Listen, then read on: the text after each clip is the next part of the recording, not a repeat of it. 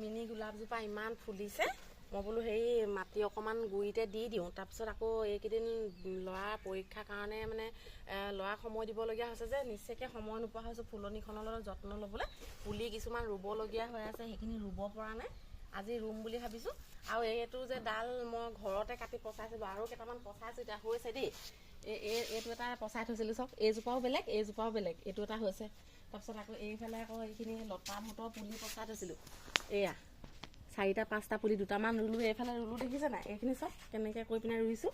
এনেকৈ ৰুই থৈ দিলে অলপ ওখ ওখ কৰি ৰুলে বাৰিষা দিনত ফটককৈ মৰি নাযায় এতিয়া এইবোৰ লাগিলেই কেনেকুৱা ফুলিছে দেখিছে নাই এইখিনি চব কেনেকুৱা ফুলিছে একদম আচৰিত লমালমে লাগিছে মানে এইখিনি এইজোপাটো লাগিছে আৰু পিছফালে কেইজোপামান তেনেকৈ বস্তাত দি থৈ দিছোঁ আপোনালোকে তেনেকৈ বস্তাত দি ৰুবচোন বাৰিষা দিনত বিশেষকৈ মৰি নাযায় আৰু এইকেইটা পুলি আজি ৰুব লাগিব গোবৰ অকণমান কমি আছে আৰু মোৰ টাববিলাক দেখিছ নাই এইবোৰ পেলনীয়া এইটোতো ৰুম এতিয়া আজি এইবোৰ পেলনীয়াবোৰ মই আৰু এটা কথা কি জানে